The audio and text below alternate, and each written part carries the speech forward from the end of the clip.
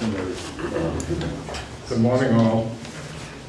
I'd like to call the March 19th meeting of 2019 of the Steamship Authority to order. And I have to read this announcement here that I'd like to inform everybody that Steve Addy of All Media Productions is making a video and audio recording of today's meeting in public session for Martha's Vineyard Community Television, also known as MVTV.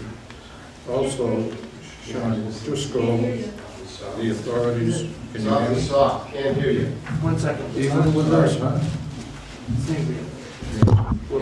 Okay, can you hear that? Also, Sean Driscoll, the authorities communication director, is making an audio recording of today's meeting in public session. Is there anybody else making an audio recording in today's meeting in public session? If so, please identify yourself. Yes. Louisa Hofstadter, representing the Vineyard Gazette. Yes, sir. George Brennan, MD Times. Okay. Is there anybody else? Did you get that? I do, yes, thank you. Okay. Thank you very much.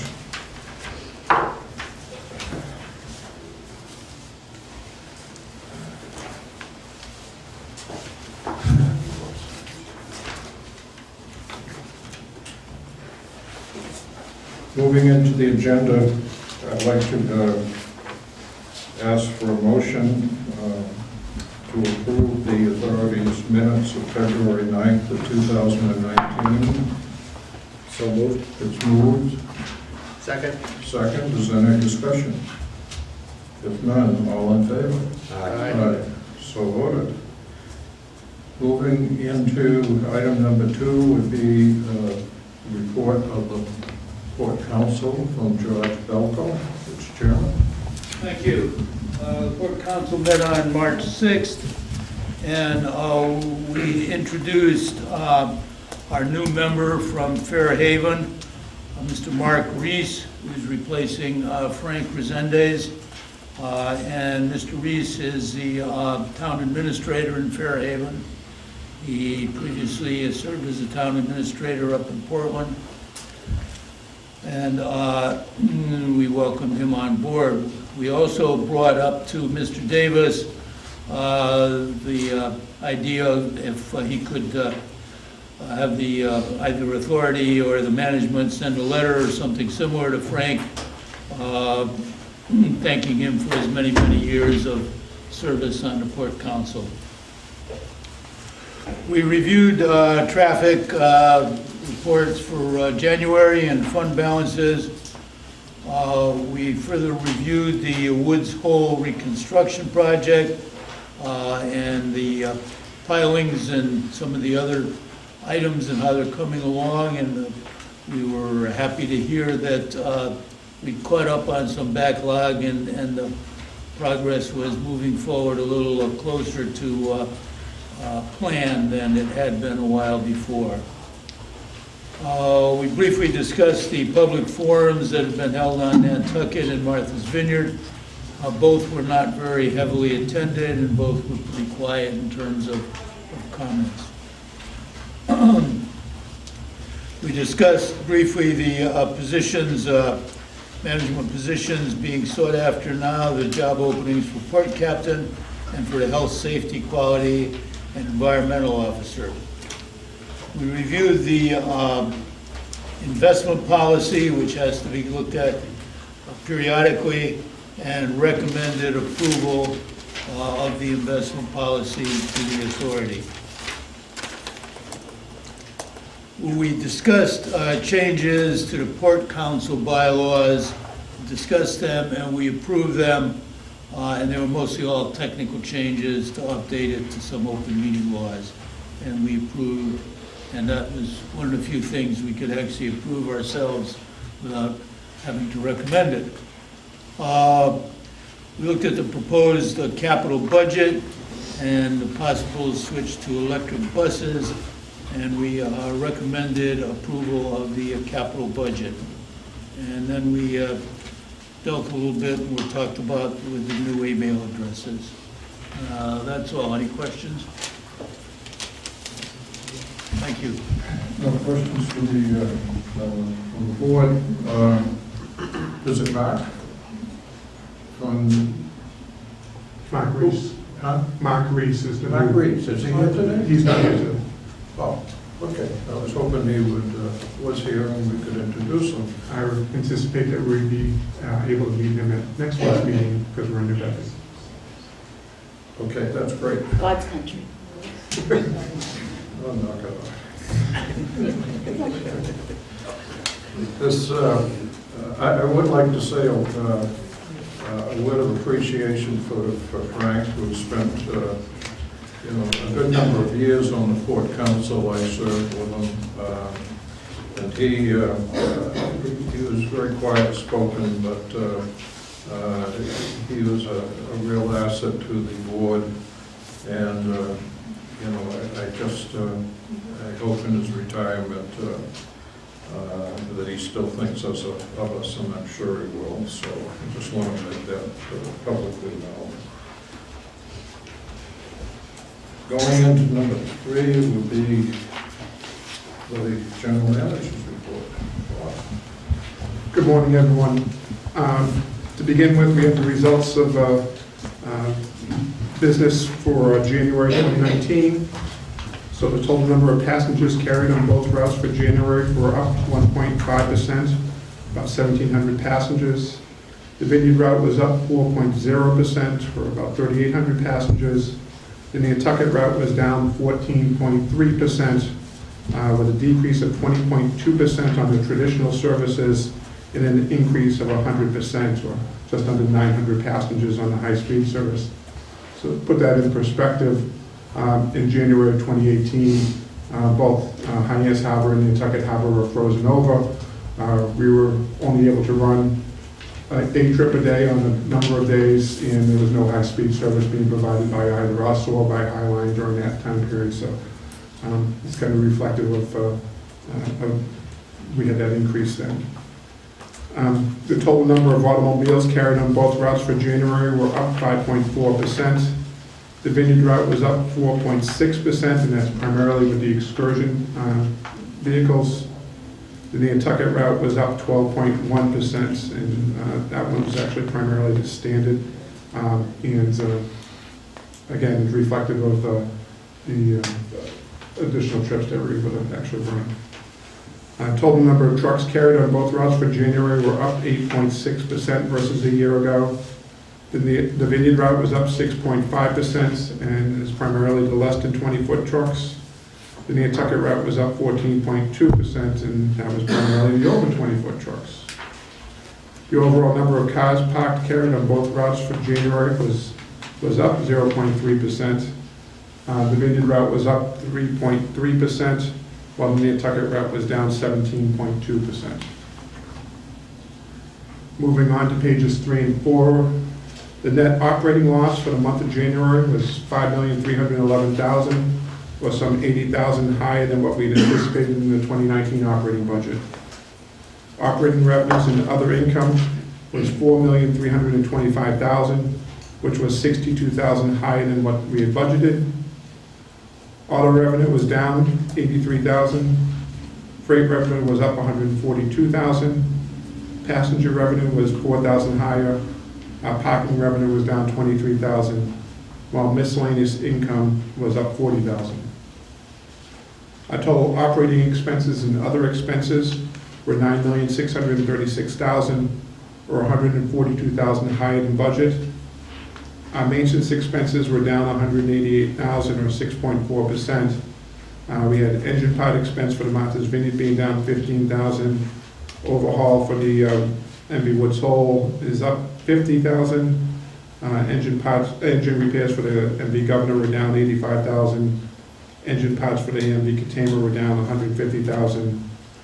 Engine parts for the MV Woods Island Home was up $317,000. And repairs to buildings and structures were down $207,000.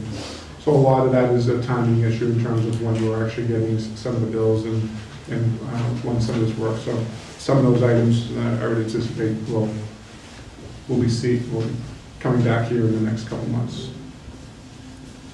Our vessel fuel oil expense was $75,000 below budget, as the actual cost, including the hedge premiums, came in at $2.10 per gallon, while the budgeted cost was $2.63 per gallon. Our administration expenses were up $103,000, as pension was up $68,000, healthcare cost was up $6,000, disability payments were down $11,000, supplies and equipment expense was up $50,000, while training expense was up $10,000. During January, the vessel made a combined 1,410 trips, and this represents a decrease of 14 trips, or 1% versus what was budgeted for the month.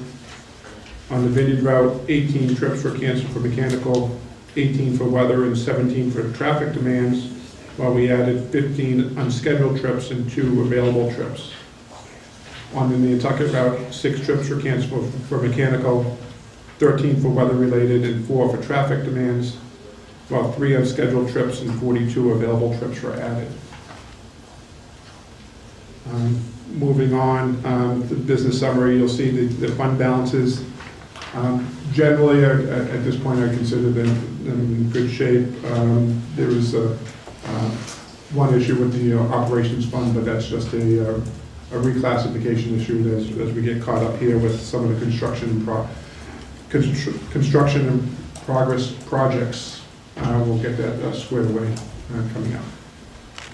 So with that, if anyone has any questions regarding the January business summary, I'd be happy to answer. I have a question. With the first sentence in Use this microphone, please. in the operating loss, is that a type, there's 2 options. It says net operating loss was 69,000 or some 8 million? So that's the 2 items down, 3 items down. Oh, sorry. So we're on sequence. Sorry about that. That's it. Jumping ahead. We'll come back to it. Okay, so the next item we have is updates on the capital projects. So to begin with, we have the Woods Hole Terminal Reconstruction Project. The staff wanted to provide a brief update. During the past month, J. Cashman Inc. has been setting the false work on the landside transfer bridges, pilings. Later, Cashman set the landside transfer bridge piles with a vibratory hammer and also set the false work for the waterside bridge piles. They're also, as they were performing that work, Cashman also drove and set 4 16-inch diameter piles for the utility platform that will hold all the shoreside utilities for the ferries for Slip 3. Cashman also completed the bulkhead closure at the end of the new bulkhead, although a final engineering solution for the far north portion of the bulkhead has not yet been finalized. Cashman completed working on cutting the tops off the 96-inch monopiles to the designed elevations during the past month. They also tested the use of a spin fin pile to see if we can shorten the lengths of the piles that we need to drive for the future phases of the project. Meanwhile, Lawrence Lynch Corp. has been on site to start installing the stormwater drainage piping. While all this has been going on, Robert B. Auer completed the tap into the town's force main sewer line, and the horizontal drilling company completed installing the sewer discharge pipeline from the employee lot down to the town's pipeline.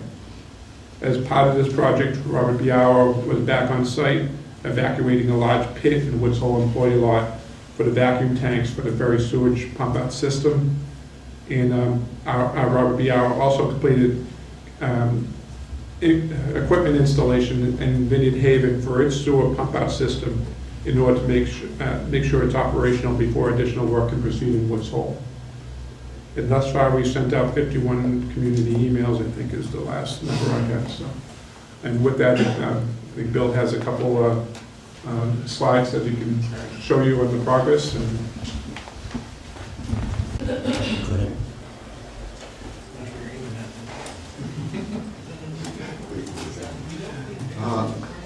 So just a little update. as of this morning, the transfer bridges are crossing the Atlantic from Rotterdam. They should arrive in Quincy. The latest from the boat report was, Could Bill stop for a second? Yeah, sorry, one of the Just TVs turned clicked off. on there. Give it a second. Great, thank you, sorry. Tim, why don't you dim the lights over there too, so it's easier to see the sleep? so the transfer bridges are scheduled to arrive in Quincy on the 22nd, 6 a.m. on the 22nd. They get a daily report, so we're making progress. Sean? Oh, sorry.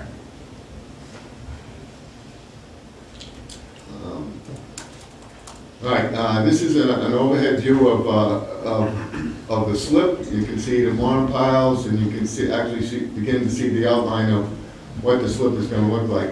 Is where the transfer bridges going, and the monopiles going out on either side. Next. Another view from further out, just giving a perspective of where it's located in relation to the land side. Next. All right, this is the garden area that we're excavating near the North Shore Trust. And this circle thing is an indication of where our vibration monitoring equipment is in the area on the other side of the fence. So every now and then when we're excavating in this area, we get some unusual spikes. Next. These are some of the fenders. The rubber fenders arrived about a month ago. They're unloaded here. These are for the monopiles. Next. Spin fins. There's a 16-inch here and a 18-inch here. The fins are actually 12 inches wide on either end. So you're looking at almost a 2-foot footprint on the bottom of those piles.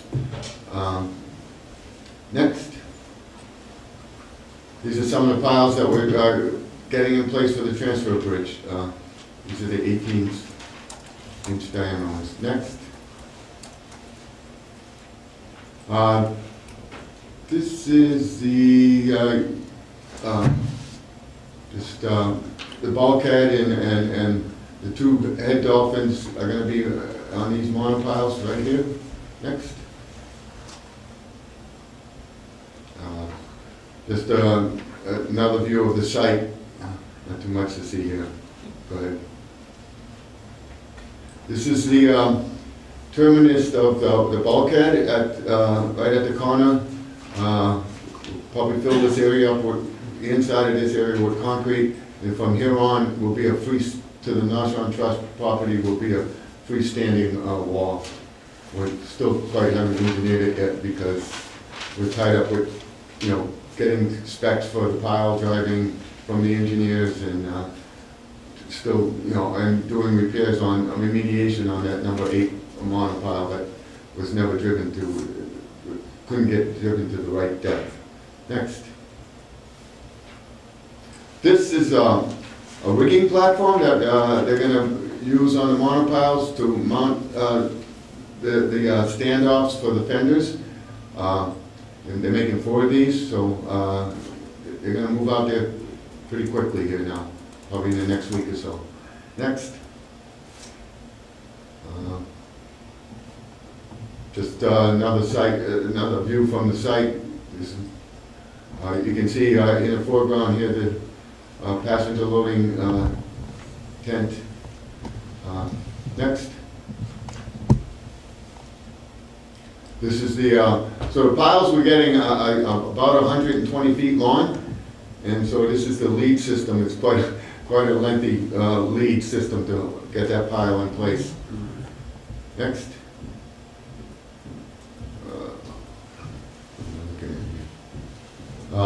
You can see the piles. These are the landside piles for the transfer bridge. They went in actually pretty good. The landside are pretty good. The offshore ones, we hit the same obstructions at the same depth as we had to deal with the bulkhead. So it is what it is. Next. just another, this is a view looking out from the slip. The transfer bridge is here. This area here is gonna be where the utility platform is. And that's about it on this one. Okay, so I got a few pictures here of the sewer pump out work. This is the pit where the vacuum tanks are gonna go. It's quite a hole. They had to go down, they're down about 23 feet, so it was quite a hole, and we're taking up quite a bit of space in the employees, much to the chagrin of the dock workers and employees. But next, this is the other side. This is so the sewer, the town's force main goes up underneath this bridge, and this is where we made the connection, the tap in connection, and the horizontal drilling is coming right out in that area as well. Next. This is the pit where they made the tap. This is the guys actually doing the work. Next. This is another view of just the hole, the size of the hole for the vacuum pumps up in the employee lot. This is the base of the sewer holding tank that we're, sewage holding tank that we have to install. So that sewage is gonna get sucked off the boats like it does now into the same tanks, two 1,500 gallon tanks. And then it's gonna get pushed into this sewage holding tank, and it's gonna get, we've got a positive displacement pump that's gonna be pushing it into the force main, excuse me. So we have to actually install a third tank, 3,000 gallon tank. Next. That's it, okay. Any questions? I have some. Sure. So the sewage will be pumped out and held there, and then added to the main pipes that go to the treatment facility in Falmouth? Yep. Was there any talk about hooking up the Juniper Point properties? You know, that area is not septic. I mean, that area is all septic systems. Was there any talk about allowing the property owners on Juniper to tie into all of this? We're connecting, the town requested that we connect to the force main because we're pumping off so much sewage. The volume of the sewage is too much for the gravity line that goes down Luscombe. Right. And so we're probably the only commercial entity in Falmouth that is connected to the force main. And probably this is a question maybe more for Falmouth, whether the property owners could have hooked onto that while this was all usually they want, you know, I mean, this is a high pressure design. You know, most households are connected to gravity lines, where it's just gravity that flows into the sewage pipes. So this is a completely different connection. Any other questions? Yeah. Bill, I'm still concerned a little bit with the bulkheading there and you know, the law and things. Were you, from the last meeting, did you say that you were going to do testing or something? We're monitoring it because we're driving piles in that area. You know, we're still concerned about it. We're monitoring it every day, and it seems to be stabilized now. So we're not getting any movement in the bulkhead for the last 2 weeks. If there's a failure in the future for some reason, it'll be unbelievably expensive. The engineers, you know, feel confident that the tie rods are detensioned and they're good.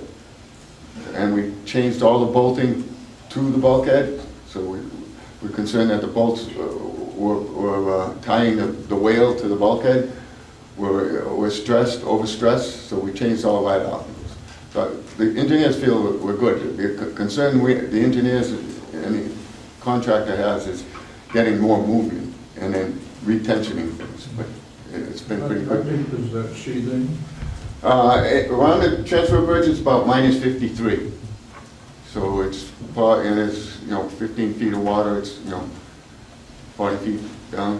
And that's just backed by earth, Right. run of the bank or something like that.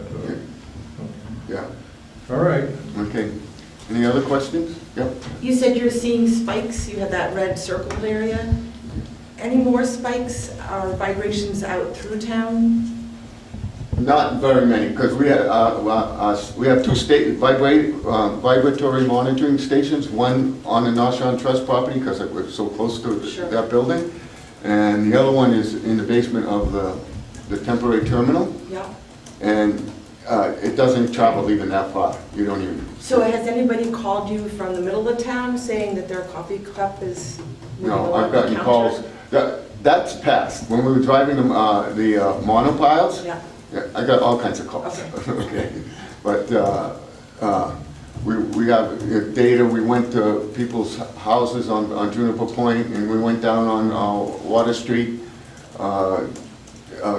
near Hui, the office Right. building.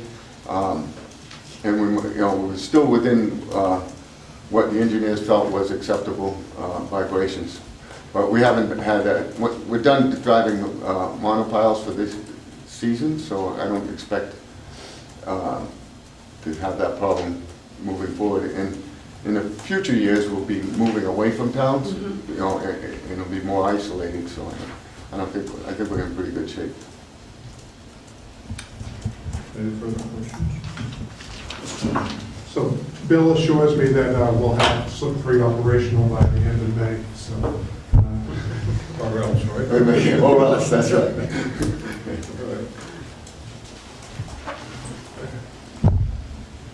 Okay, so the next item to update, we just want to provide a brief update on the status of the Woods Hole Terminal buildings, new design alternatives, as those design alternatives and the continuing design process before the staff presents them to the community and the Falmouth Historic Commission and the Falmouth Selectmen.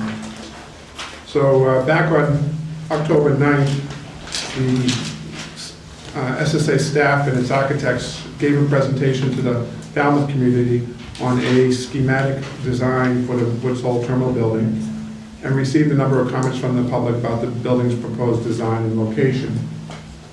Staff and the architects then held an open house style session the following day on Martha's Vineyard. At both presentations, we invited members of the public to submit written comments about the building, and over the following month, a number of people did just do that. In addition, an online petition was started objecting to the building's proposed design, and thus far, around 900 people have signed that petition. After the public presentation, staff agreed to meet with representatives from the Woods Hole Community Association about the building's proposed design.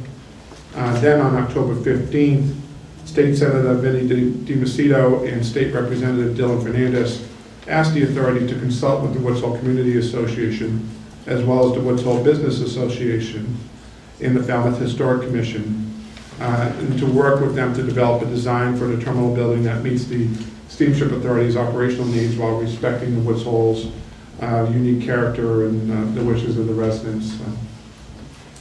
On October 31st, much like we had taken place a couple of years earlier, staff met with representatives from both the Woods Hole Community Association and Woods Hole Business Association about the building's proposed design. The Woods Hole Business Association had written a letter dated October 18th. It stated that they admired the proposed design, but also asked that the building's size be reduced by eliminating the food concession area that was proposed to be located inside the building. At the meeting, the staff agreed to eliminate that food concession area, but instead have a vending area, so for our customers within the building.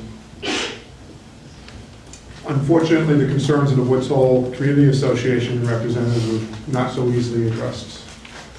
For example, during the meeting, staff conveyed that as a practical matter, the building's location cannot be changed, and explained why each of the building's rooms and areas were included in the design.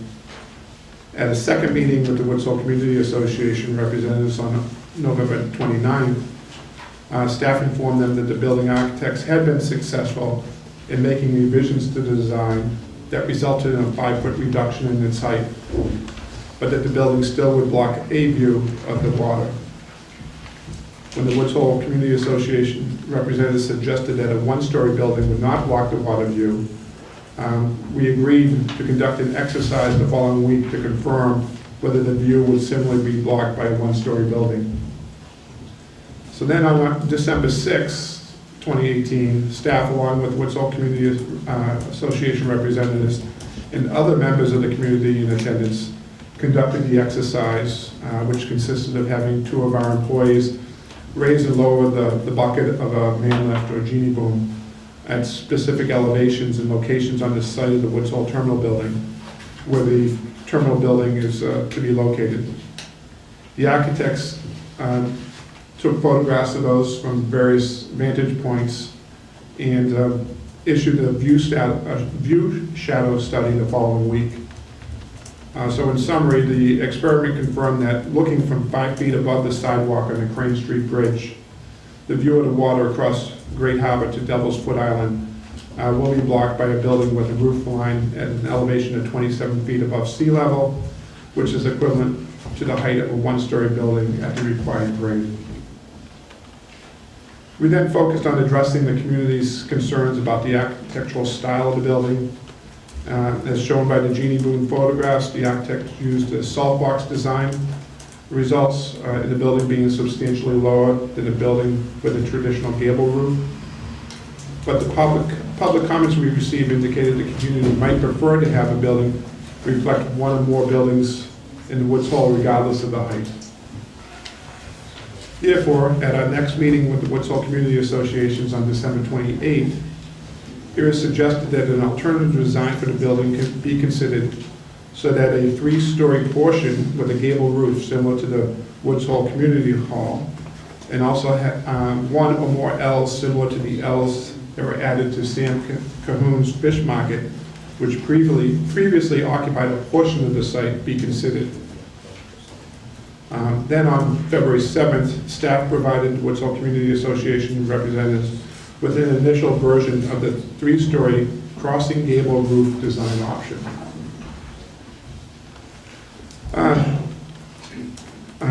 At this point, the staff and the architects plan to show the design alternatives to the Woods Hole community on Thursday, March 28th at the Falmouth High School, and then to the Martha's Vineyard community on Monday, April 8th at 5 o'clock. So 6 o'clock on Thursday, March 28th, and 5 o'clock on Monday, April 8th. The presentations will focus on the comments that we received from the public since the last public presentation back in October. We'll then proceed, how we then proceed will depend upon the input that we receive at the public presentations, as well as any input that we receive from the members of the board council. But we expect them to present a design alternatives as they may be revised to the Falmouth Historic Commission at a future commission meeting, as well as to the Falmouth Selectmen. So we're not asking for any vote at this point for this. This is just an update as to where we stand on it. We do have a presentation. Bill, take video. No, I'm not. Okay. I'm sorry.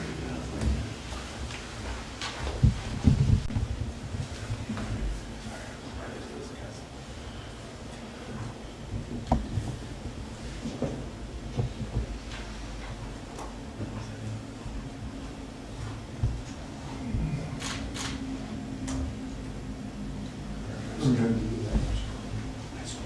So this is the project back. This would have been back in the fall when we still had the bulkheads were still located there.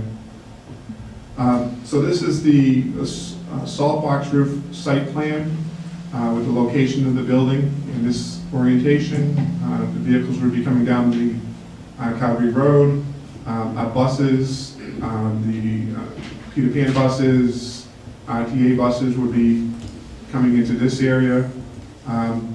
The vehicle traffic for the vessel would be coming around and staging in the staging area here. We have the architects have designed, and then we did an experiment to make sure that there was sufficient room for the trucks disembarking the vessels to be able to make the turns that they need to be able to make in those locations. Next. So this is the first floor plan. So this is the north on this side, south over here, looking west and east. So we have a lobby area. This is the outline of the building. The lobby area, a ticket office. This is a cash room for the ticket office, a vending area. We have the public restrooms, so we have men's and ladies rooms here. A family restroom here. And I think at the time we had some storage back here, the terminal manager's office and the agent's office. We've, in this scenario, we've moved those functions down from the second floor down to the first floor. Next one is the second floor of the salt box design. So for this, we ended up moving the locker rooms and the employee restrooms up to the second floor here. We have a multi-purpose room which we can use for training, and that we have the break room for the employees, and in this area is for the mechanical and electrical area. Next. So these are what the elevations would be looking at. Next. And again, I should point out that this is the lowered salt box design that came up with since back in October. Next. So they imposed this on the view shadow study, so this would be the height requirements, and based on the placement on the property, that would be the views that would then be generated from the Crane Street Bridge. Next. So gable roof design, again, building in the same location. So the first floor, the public areas, again, not much difference from what we have, or no difference from what we have for the salt box design. Next. And again, in this scenario, we have taken and moved the employee area up into the second floor. Next. And I should point out, all these are still a work in progress, so unfortunately, the person that was going to be doing it was out sick, so in this gable roof design, they extended the roof line to here, and so they're going back and they're going to be cutting the roof line off at this location here. There'll be a pergola that will cover that area. Same thing on the southern side as well. So, next. And next. And this is the view, so, and again, the next version of this will be removed, as will this portion of it be removed. So then we have the 3-story crossing gable roof, again, same location. So now the elements on the first floor I have to change slightly, because we now have to include not only 2 stair towers as well as an elevator, different fire codes for a 3-story building than we have for a 2-story building. So we had to rearrange the functions. So this ends up being the public restrooms here. Again, ticket office and cash out room and manager's office. I think the vending area ends up getting moved over here as opposed. So, and again, and I should also stress that these are all just schematic designs at this point. So next. So we get to a second story here, in which, in order to get the elements onto it, they extend out into these L's off to the side in order to be able to put those in. And then on the 3rd floor is the mechanicals that will be needed for the building.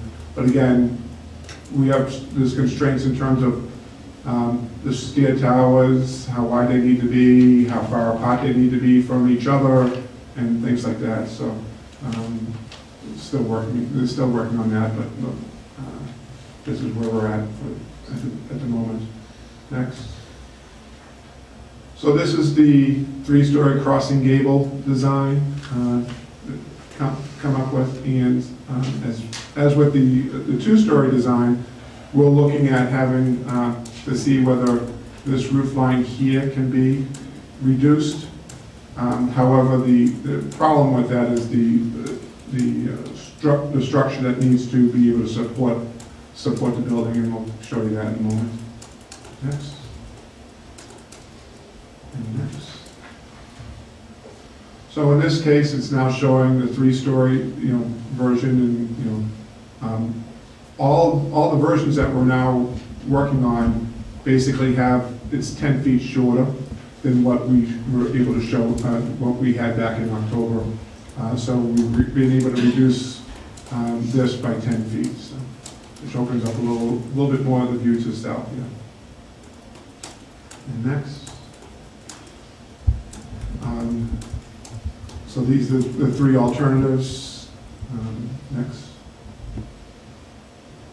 So the yellow lines represent what we were shown back in October. So this is the reduced salt box design, and you see the 10 feet that we were able to reduce. This is the gabled roof version, and again, we'll be, we're going to be taking that off in this area as well. There will be a pergola that will extend much like it is on the salt box design, and on this three-story crossing gable, it'll be much like that. And again, they're looking to see what would be involved to reduce that. It wouldn't be the entire amount, of course, because there's going to be offices, there's going to be rooms in this area, so it'd probably just be this last portion. Next.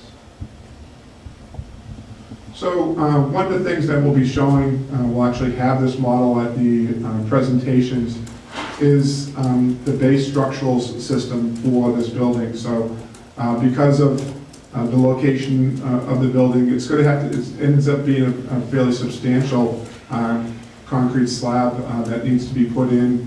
The wall heights, because of the floodplains, need to extend up for 12 concrete walls for 12 feet.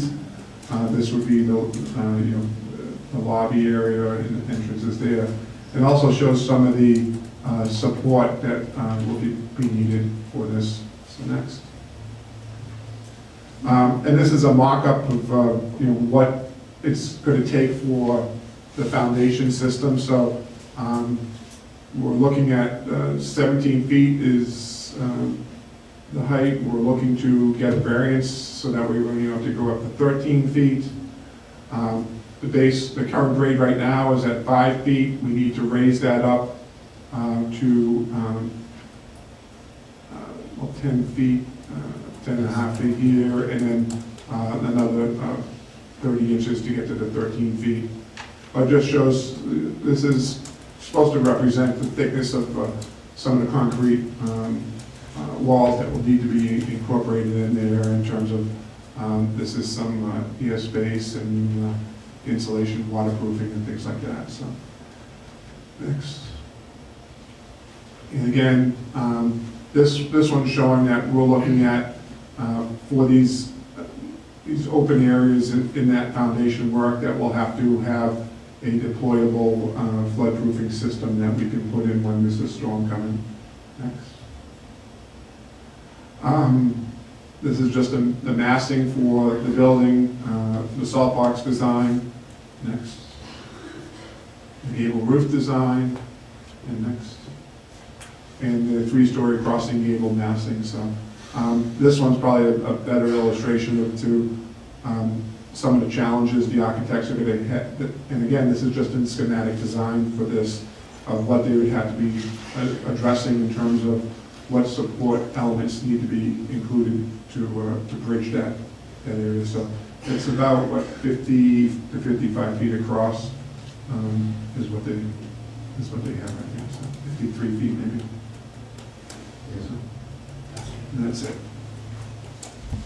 So again, we have a scheduled presentation here for the Falmouth community on the 28th at the high school, and then on the 8th on the Vineyard. Listen to what comments people have regarding the buildings, and part of it will be, some of it will be a discussion as to why certain elements of the building need to be included, and why the location, in terms of the location of the building, why we're at this point tied into that. Anybody on the board have questions? I guess I'm the only one. I didn't see any elevator. Is there an elevator? There's an elevator in all three. All three, yes, I didn't notice it. The bottom deck, the basement area, explain again what you said, when you have flooding situations. It's not, So- above sea level. Yeah, so there actually is no basement in this building. It's going to be built on a 2.5 feet thick slab because of the forces that will be required with it being in the flood zone. So it has to be a very substantial base for that. They'll include some waterproofing to try so that way we don't have the water coming up through the floors. The first floor really ends up in all three of them is the public areas where we have the lobby, the public restrooms, a small vending area, and then the ticket office and the spot for the terminal managers to have an office. So. Okay, so now is that above the low water mark or? No, we're still working on this, but we're working on the basis that the elevation needs to be at 17 feet. We have gotten an indication that we'll be able,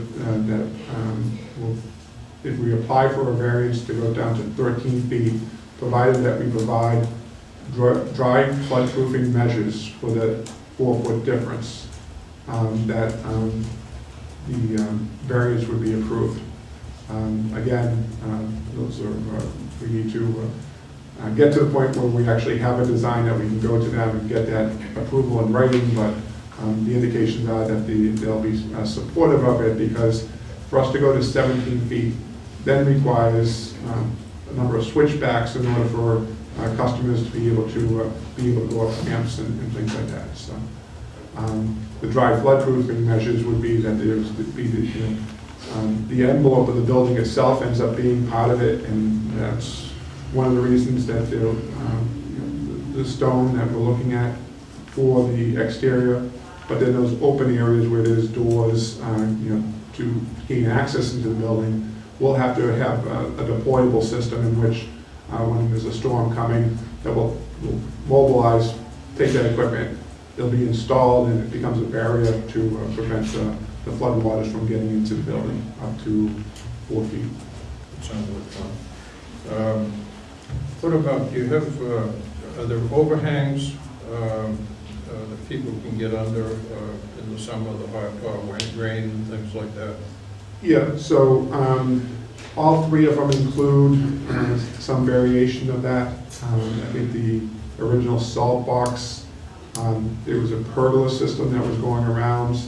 We're going to end up covering that pergola system on the building. The 2-story gable, the roof line will extend and basically ends up being the same height as the pergola area, and so that will extend and that'll be a covered area. And then the 3-story crossing gable, I think I'm missing something on that one, also has an extension out, so that way there'll be some shelter being provided from rain. Okay, and one more question. When we're taking off the ends of the building and things like that, it seems like we're diminishing. Are we, boxing ourselves in for, the future? Will there be rooms and space of, we've got several hires that we're going to have to bring in, whether they're located there or not, I don't know. But, when we get additional employees and things like that, can we accommodate them So in either terms, there or elsewhere. in terms of any new hires that we have on the horizon here, those would be people that we'd be bringing into this office here. They would not be assigned to at the terminal. It's just for the terminal personnel for the operation, the safe operation of the terminal. So it's not, over the time, the different concepts that we had come up with. There's trade-offs on each one of these. For instance, having the staging area behind the building is not necessarily an ideal from an operational standpoint, but it's a concession that is being made. So it's trying to balance a number of concerns. The concession being is that we need to have the terminal closer, so that way people can walk from the bus drop off to the terminal to the vessels. The changes at this point that what we're making for on the schematics that we're doing is that those would not impact directly any passenger areas, because there'll still be coverings there. It's just a matter of the views, the view from the bridge on how that impacts this. And just when it comes up to a vote, I want assurance that this is adequate to meet our needs. Not just, close to meeting our needs, adequate. And that's the big question. So one question that goes, one thing that goes to what our needs are is how, one of the defining things about the building is the size of the lobby. How many people is this designed to accommodate? 300. 300? And how does that compare to the other terminals? It's the same, Well, same as Hyannis. They're all about 300. And how about the vineyard? 300, it's less on the vineyard. Part of it is the phenomenon of how people arrive with the Woods traffic. Particularly in the summertime, there's two different terminals that are open over on the vineyard, Oak Bluffs and Vineyard Haven. So that ends up separating out some of the concerns. But some of the passengers for that. And I know I've been over Vineyard Haven, and it's even on a marginal day, it ends up being a very crowded situation over in Vineyard Haven as it is. So, overall, I think we'll still have situations where people will end up being outside of the pergola or out on the vessel areas, the loading platforms as well. So, in the 300 people is it'll be tight with the number of people that have there. So, but again, all we have to do is in the wintertime have a cancellation, and we can easily fill the lobby up on something like that. So. Yeah, just one more. When you mentioned Hyannis and Nantucket's an entirely different element. We're talking about 500,000 passengers total. And here we're talking about, 2.5 mil total. I mean, it's the dynamics are nowhere near the same. Again, I just hope in designing this, I wouldn't want to vote for something that's just marginal.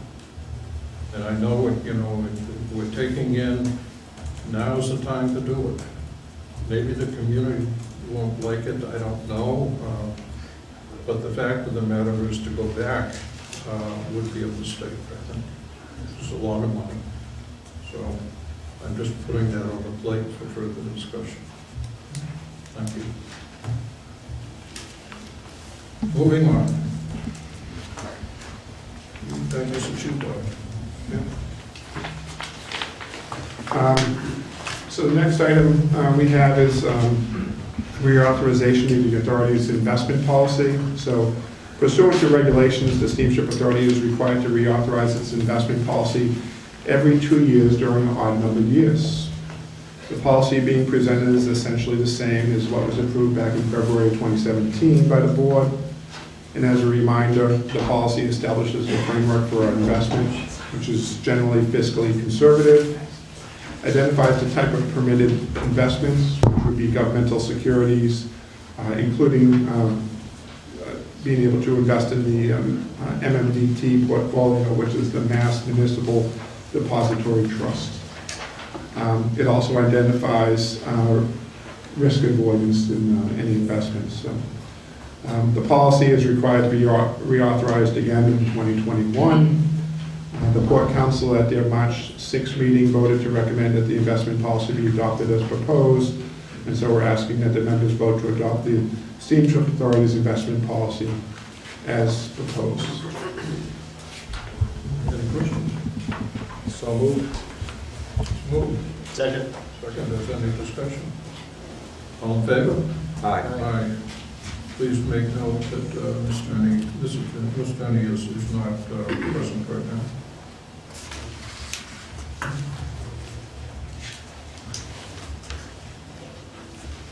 Moving on. Operating results for the year end December 31st, 2018. Okay, so for the past month or so, the authority's auditors, RSM US LLP, have been on-site reviewing activity pertaining to 2018. While their report is not yet completed, I would like to provide a preliminary unaudited results.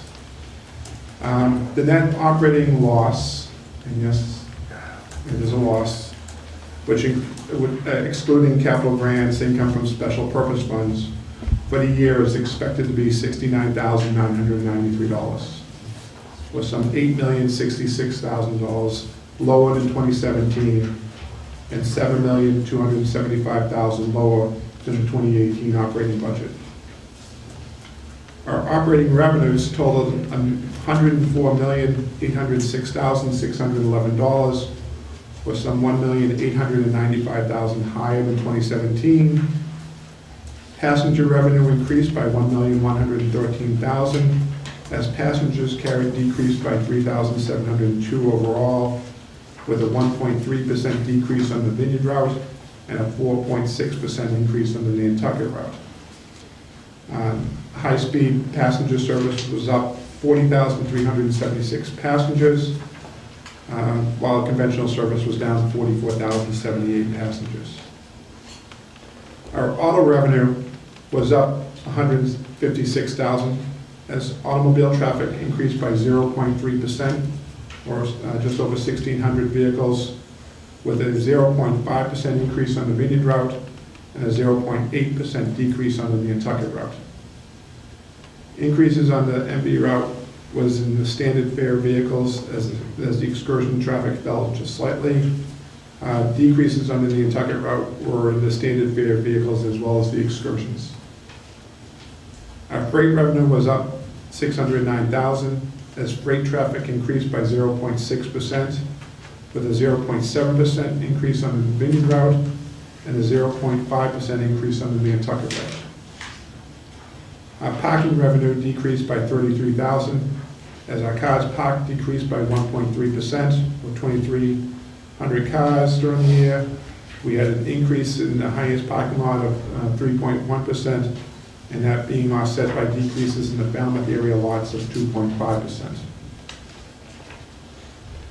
Our operating expenses in 2018 increased to $104,371,477, or some $9,353,000 higher than 2017. Our maintenance expenses increased by $4,320,000, 27.4%, as we had dry dock expense increases of $1,500,000, vessel overhaul expense increases of $1,017,000, engine parts and engine repair expense increases of $84,000, life rack renewal increases of $55,000, dolphin and dock repairs at the terminals increased by $859,000, and hardware and software maintenance increased by $463,000. Our depreciation expense increased by $627,000, and the increase is attributed to the additions of a full year depreciation for the Woods Hole Temporary Terminal Building, and a partial year of depreciation for the MV Martha's Vineyard Midlife refurbishment and the General Administration Building. Vessel operating expenses increased by $1,575,000, or 7.1% versus 2017. Vessel payroll expense increased by $681,000 versus 2017. Vessel fuel expense of $6,493,000 was $703,000 higher than 2017. The average cost per gallon of fuel used operating, including the hedge cost, in 2018 was $2.05 per gallon, which represents an 8.8% increase over the average cost of fuel used operating in 2017 of $1.89 a gallon. Terminal and parking operations expense increased in 2018 by $653,000. This increase was primarily attributed to a $411,000 increase in payroll costs and a $186,000 increase in police services. Our reservation and customer services area, however, did decrease by $45,000. Our other general expenses increased by $2,174,000. In 2018, overall pension expense increased by $93,000. Healthcare costs increased by $827,000. Unemployment contributions increased by $237,000. Long-term disability expense increased by $31,000. And administration payroll expense in 2018 increased by $240,000, with $230,000 of that increase related to training expense, payroll for the training. Other income increased by $281,000, while fixed charges increased by $888,000, as $697,000 was required to be written off for the assets associated with the Woods Hole Terminal project. So a net operating income of $435,000 was reduced by the total net other income and fixed charges of $505,000 to result in the authority's net operating loss of $69,993 into 2018. So again, this is all unaudited at this point, but I felt comfortable enough to be presenting this at this point. So. Questions? I have a small question. The maintenance of terminals, Yeah. can you tell me again what that is all about? Maintenance and terminals would include the expenses that we had for the dock repairs. In 2018, we had some dolphin work that had to be done in Woods Hole.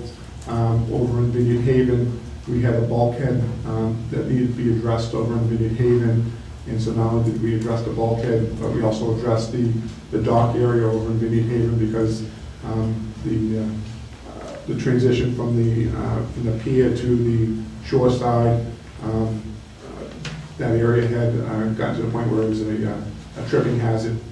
So while we had the firm on site to be doing the bulkhead work, we also had them working on that. So does this number overlap with the construction project at all, or is it This is- just it's a larger amount than Yeah, so we this expect? is all just operating expenses. So the work that's being done in Woods Hole primarily is capital.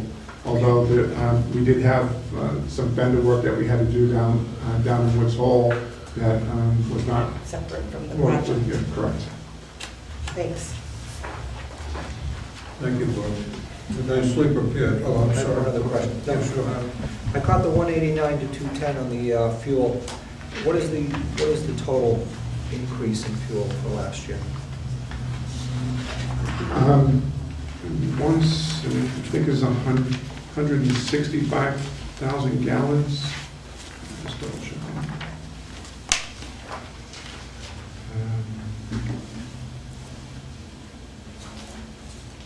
Yeah, so it was we had an increase of 3.1% in fuel usage in 2018 versus 2017. So I think off the top of my head, it was 165,000 gallons in addition that we had. So,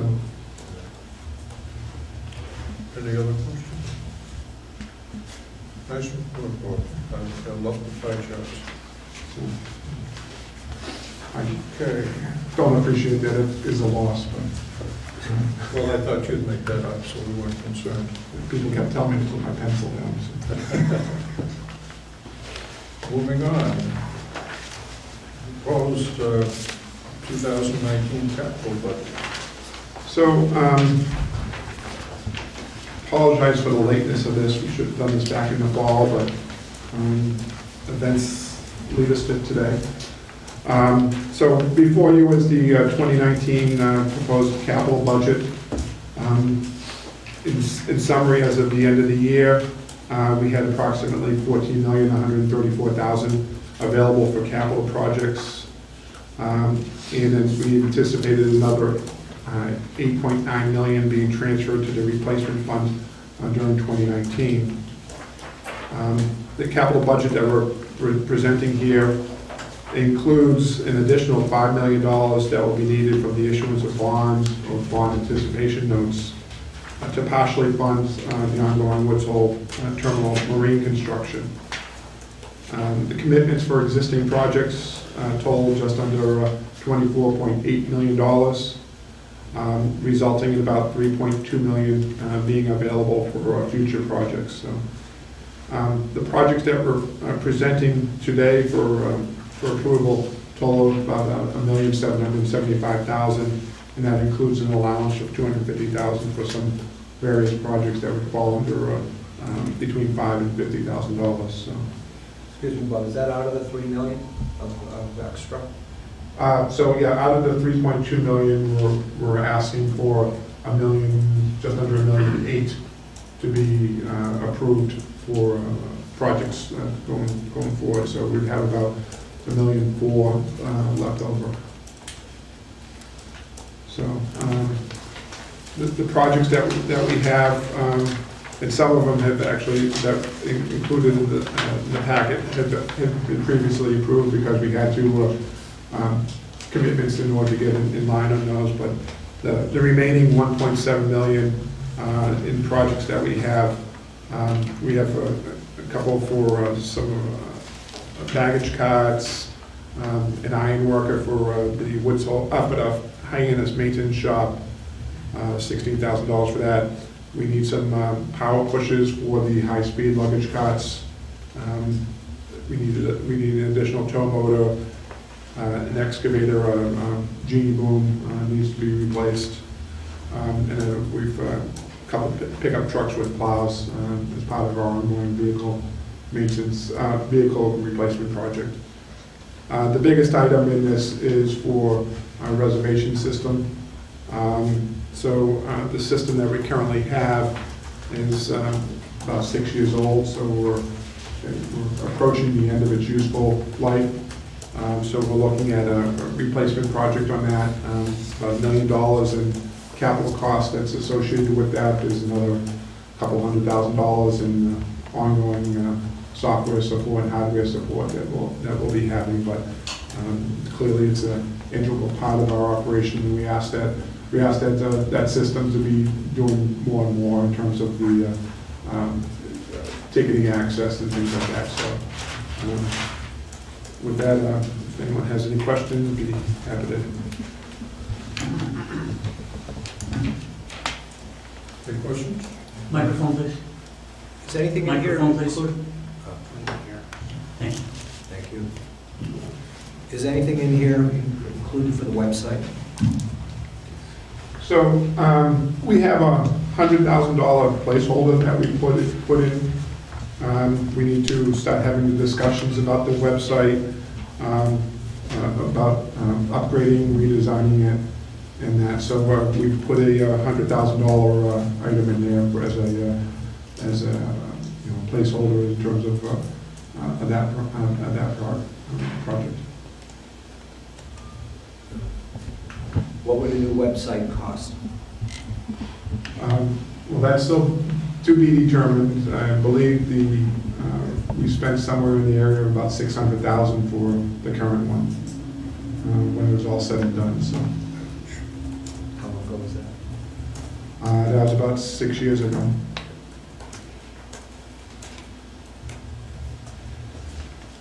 I should also point out that we've also included a 10-year projection as to some of the projects that we would be looking at down the road here.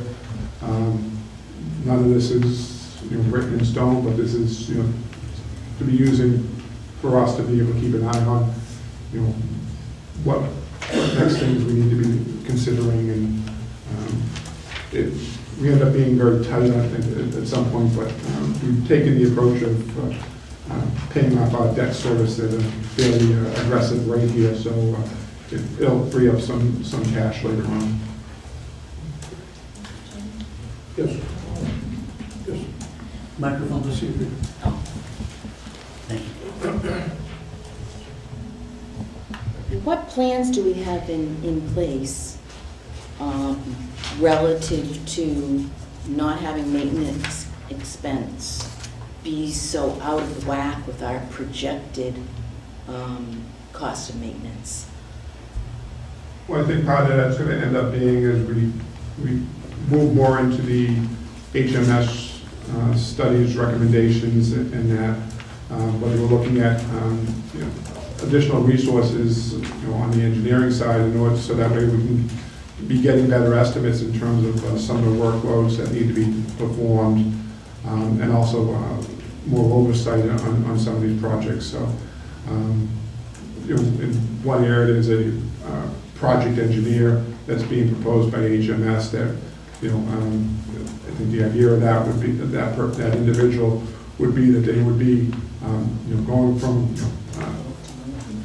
boat to boat, and not only for dry docks but overhauls, and be able to identify what needs to be done, and for instance on the dry docks, be able to get those bid packages out much sooner and in a much more comprehensive way than perhaps we've been able to do it in the past. So that way, if the shipyards have a more of a lead time, that we should be able to get some better prices on some of these things.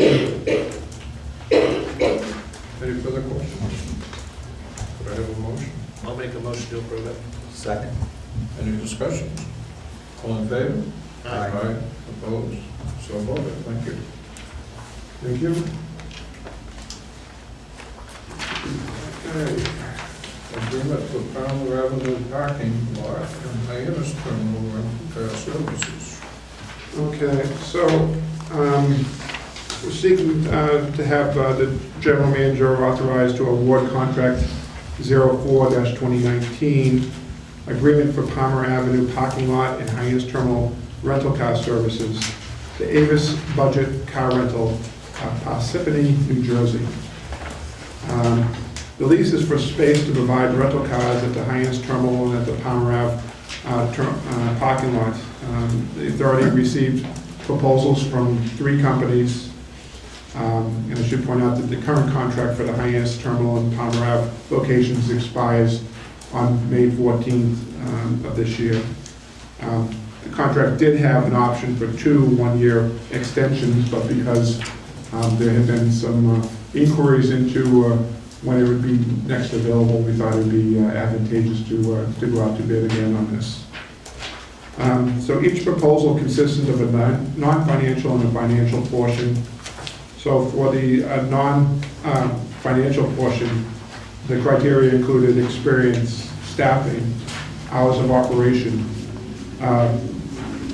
vehicle fleet makeup, rate information, the financial stability of the proponent, and additional narrative on any information that they want to add. So those were opened up. They were evaluated by Mike Young, who's the Woods Hole and Falmouth parking lot manager, Chris Chase, who is the Hyannis Terminal manager, and Mark Rosen, our operations manager.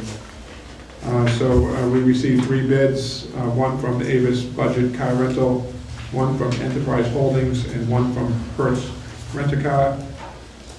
Once we opened up the financial, and each of those were all rated as being advantageous. From there, they opened up the non-financial, and Avis budget car rental financial proposal for a minimum guaranteed amount was $108,458. Enterprise was $270 per year, and Hertz financial proposal was for $85,000 per year. So we're looking to enter into an agreement starting on May 15, 2019, and ending on May 14, 2022. And we're asking that the members vote to authorize the general manager to award contract number 04-2019 agreement for Palmer Avenue parking lot and Hyannis Terminal rental car services to Avis Budget Car Rental of Parsippany, New Jersey. Any questions for Paul? So moved. It's been moved. Second. Second, any discussion? None, all in favor? Aye. Aye. Unanimous. Is there any new or old business anybody would like to talk about? I did have one thing I would like to bring to the attention of the board. Early next month, we'll have a retirement coming up for one of our long-term employees. So Kathy Malone, who's a supervisor in our reservation office, has been a full-time employee since 1977 for 42 years. I would point out she was a part-time seasonal employee for 5 years prior to that. So all told, she has about 47 years of experience working at the authority. So I'd just like to wish her well. Which continues to prove the authority is a good place to work. Okay, I don't have anything to bring unless anybody has comments on their particular communities they want to bring forward before we close out here. If not, public comment. Anybody who has public comment, please state your name. Yes, sir. Hi, I'm Douglas Brown from Falmouth, and I'm wondering, I understand you guys were considering buying 3 new buses, working with whether or not it be electric or diesel. Has that been decided? Was that part of the budget that you just passed? We had, the board previously had approved the purchase of 4 new buses. They're the low-floor buses.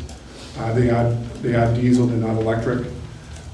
We have submitted a proposal in for to the Mass DEP for, hopefully for a grant for this Volkswagen settlement to be able to purchase an electric bus for electric buses, that we be able to add to the fleet as well. So we're hopeful that our request would be approved.